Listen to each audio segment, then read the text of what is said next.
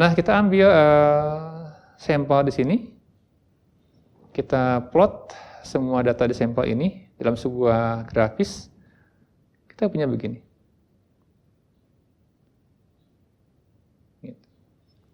Ini X. Nah, kita punya X bar ini yang sampel ke-1. Ini X bar 1. Dia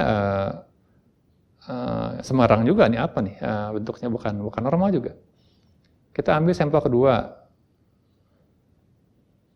kita plot lagi distribusinya, kita dapat X bar kedua gitu. Dari sampel yang kedua. Sampel yang ketiga di sini ambil boleh, bebas. Mungkin begini. Ini X bar, X, dia punya nilai tengah X bar ketiga. Sampai sampel ke M gitu ya, ini yang ke M lah begitu. Ini boleh apa lagi, bebas sembarang. Ini punya rataan ke M. Gitu.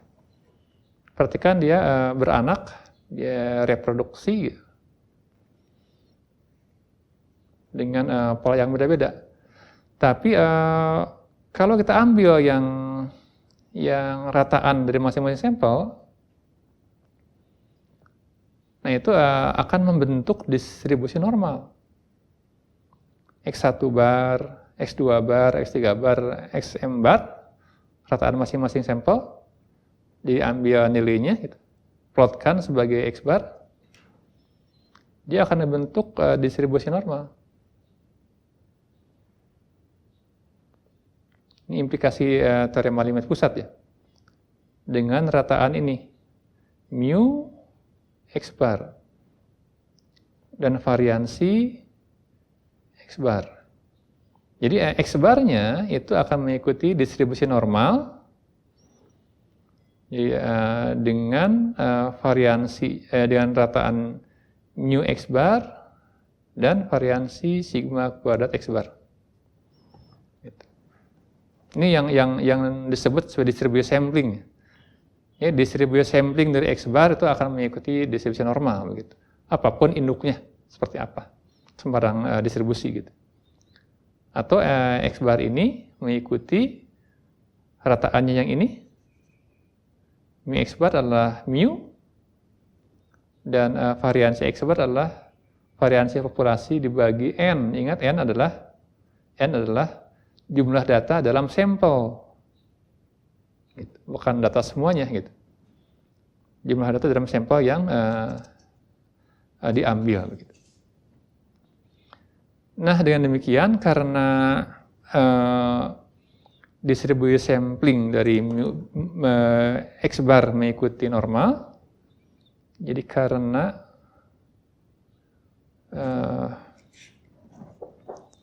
karena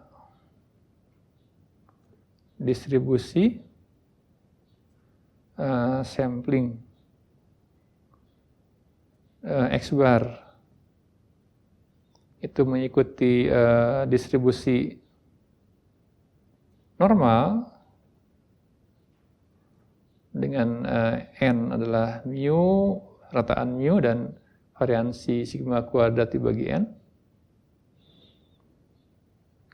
Ini gambarnya. Katakanlah anggap dia simetri X bar. Ini adalah mu X bar sama dengan mu. Ini adalah sigma kuadrat X bar sama dengan sigma kuadrat per N. Jadi karena dia normal, untuk memudahkan komputasi kita bisa transformasi ke bentuk standar.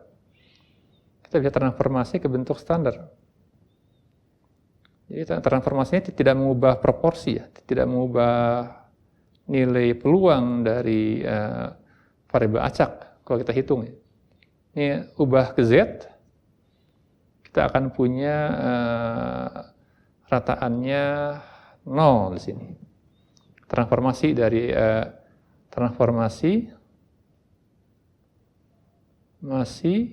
dari X bar ke Z, ya, ke bentuk norma standar. Nah, kita lihat X bar kita ubah menjadi Z, di mana kalau dalam mengubah ke bentuk standar, ya, variabel standar, biasanya kita punya nilainya ini adalah X bar dikurangi rataannya mu X bar, mohon dilihat bentuk transformasi sebelumnya ke norma standar dibagi simpangan bakunya. Jadi ini dibagi sigma X bar, gitu. Simpangan bakunya, standar deviasinya. Nah, ingat bahwa karena sigma kuadrat variansi dari distribusi norma X bar adalah sigma kuadrat dibagi n, ya. Nah, karena itu simpangan bakunya X bar adalah akar ini, sigma kuadrat dibagi n sama dengan sigma per akar n. Nah, kalau misalkan dalam sebuah ruang sampel yang dia bukan nilai statistik dari sampel, maka data sampel itu akan kita sebut sebagai simpangan baku data dalam sampel, simpangan baku, ya, standar deviasi atau simpangan atau deviasi standar, gitu, standar deviasi dari data dalam sampel, gitu. Nah, ini mirip seperti itu, tapi dinamai bukan sebagai simpangan baku, bukan sebagai standar deviasi, tapi sebagai standar error, gitu. Jadi standar error ini adalah standar error.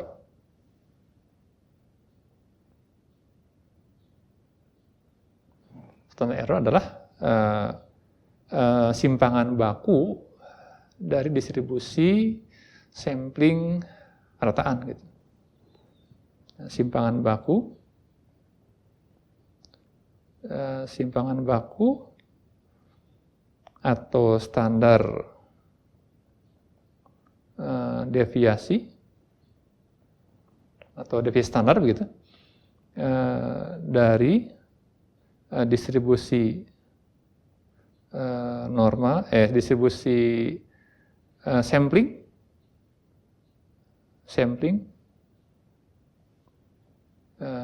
X bar, gitu. Nah, nanti kita akan gunakan istilah standar error. Jadi sekarang kita ganti yang ini, jadi dengan ini. Jadi X bar tadi transformasi ke bentuk standar, Z sama dengan X bar min mu X bar dibagi di sini standar error X bar. Ini sama dengan X bar dikurangi mu per akarnya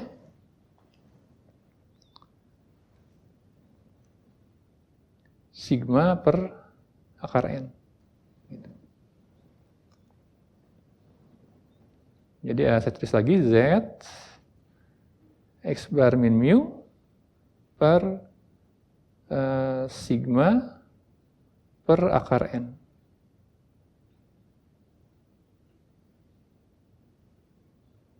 Perhatikan dalam transformasi ini mencakup dua parameter populasi, yaitu mu dan sigma, gitu. Simpangan baku dari populasi sigma itu. Tapi juga dia mencakup data sampel. Ini sampel kan, ya? Ini ukuran sampel. Jadi transformasi ini mencakup menghubungkan antara sampel dan populasi.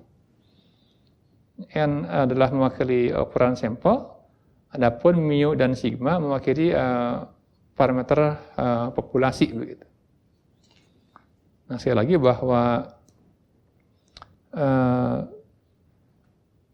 sigma X bar ya ini sigma per akar n itu disebut sebagai standar error, alih-alih standar deviasi pada elemen sampel.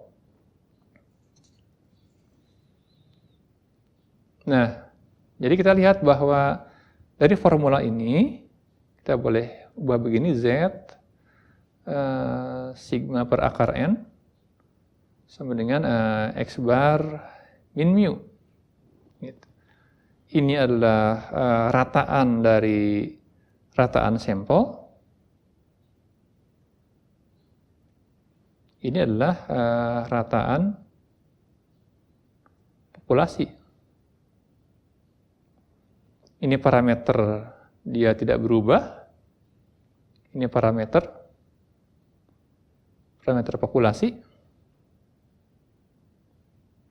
Adapun ini adalah sebuah variabel acak.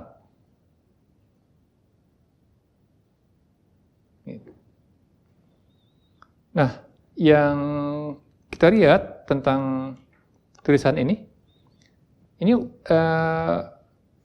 menghubungkan antara rataan sampel dan rataan populasi dalam satu formula gitu.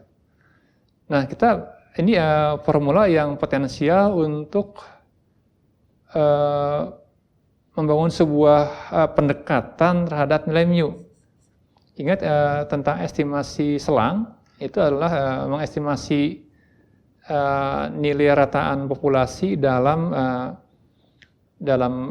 kerangka pandang sampel begitu. Jadi ini sudah menghubungkan antara rataan sampel dengan rataan populasi yang unknown, yang kita tidak tahu berapa nilai mu itu gitu. Kita hanya punya nilai rataan sampel, bukan rataan populasi atau mu itu. Nah, ini yang kita akan olah gitu. Nah, baik, kita mengestimasi mu atau menaksir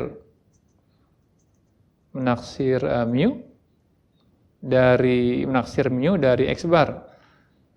Kita bisa melakukan taksiran titik gitu, atau taksiran selang gitu. Jadi kalau misalkan taksiran titik ya formula yang kita sudah buat ya, bahwa X bar adalah per n I1 sampai n dari XI semua anggota dalam sampel dibagi n. Nah, ini adalah sebuah pendekatan terhadap nilai parameter populasi sebetulnya itu. Ini adalah sebuah taksiran titik. Kita gunakan X bar buat menaksir nilai mu.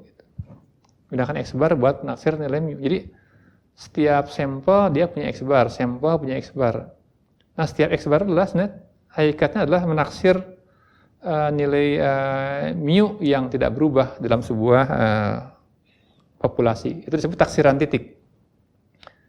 Nah, ini ada kalau taksiran titik adalah satu sampel langsung menaksir nilai mu, satu sampel menaksir nilai mu. Nah, bagaimana kalau kita menggunakan sekian sampel gitu? Bahkan sekian sampel dirata-ratakan jadi rata-rata dari semua rataan sampel. Tentu itu langsung akan menuju ke nilai mu yang sebenarnya gitu. Nah, karena itu mari kita ekspresikan nilai rataan populasi yang kita cari dalam sebuah selang gitu, Ini tidak langsung ke angka tertentu, itu sulit ya sama seperti itu. Tapi dalam sebuah kisaran bahwa nilai mu, nilai dari rataan populasi ada di sebuah kisaran tertentu begitu. Nah, si batas kiri kanannya itu, batas-batasnya itu, batas intervalnya itu dibangun dari perata-rataan semua sampel yang kita ambil begitu. Nah, kita lanjutkan. Nah, jadi kalau tadi kita lihat bahwa semua rataan sampel itu mengikuti distribusi normal ya. Semua rataan sampel punya distribusi sampling yang dia membentuk distribusi normal dengan rataan sama dengan rataan populasi. Tadi kita transformasi ke bentuk standar ke Z. Di sini 0.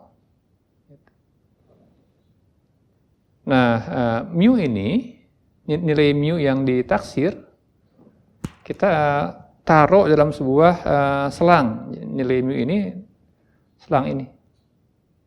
Gitu. Di sini. Tentu ini min X, ini X. Di sini. Gitu. Kita boleh memperkecil atau memperluas selang ini. Kita perkecil di sini boleh. Selang diperkecil. Bisa saja begitu. Nah, kita hitung di dalam kurva yang standar. Katakanlah di sini. Ini nyambungnya ke sini. Yang merah nyambungnya ke bawah.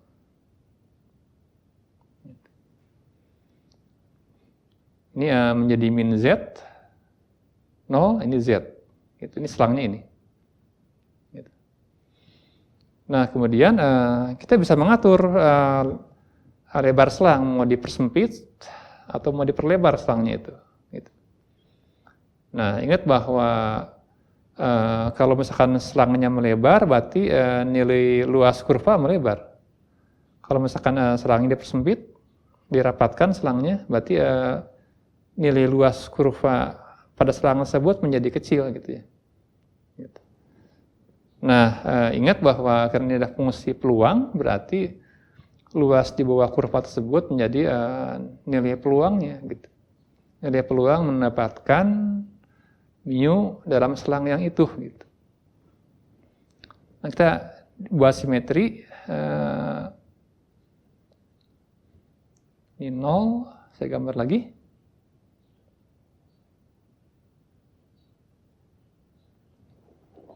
Ini Z. Nah, anggaplah bahwa si mu di antara ini. Semoga simetri. Nah, jika kita integralkan sebuah fungsi peluang dari tahingga ke tahingga, maka kita akan punya nilai 1. Nilai 1. Jadi kita integralkan fungsi peluang dari min tahingga ke tahingga itu akan nilainya 1. Kenapa? Karena 1 menyatakan bahwa kejadiannya ada di situ gitu. Kalau tidak ada tidak akan terdeteksi, tidak akan eksis, tidak akan muncul dalam kurva tersebut gitu. Jadi kalau diintegralkan semua kurva peluang ini akan luas kurva ini akan 1 ya. Tanya. Jadi kalau misalkan kita ambil separuh begini, berarti kurang dari 1 nih. Gitu. Nah, katakanlah kita ambil separuh di sini, luasnya separuh di sana, di kiri di kanannya. Gitu. Kalau totalnya 1, berarti ini katanya luasnya katakanlah alfa per 2. Jadi luas yang ini adalah 1 dikurangi 2 kali alfa per 2. 1 kurangi alfa. Jadi luas yang interval yang ini itu adalah 1 min alfa. Menyisakan yang ujung kanan dan ujung kiri yang masing-masing luasnya alfa per 2 begitu. Nah, kita katakan bahwa di sini ada nilai Z, Z-nya Z alfa per 2 begitu. Minus gitu. Di sini Z-nya Z alfa per 2. Gitu. Ini menyatakan nilai yang sama karena dia simetri. Nah, mu diduga dalam selang ini ada di antara dua nilai ini. Nilai mu itu.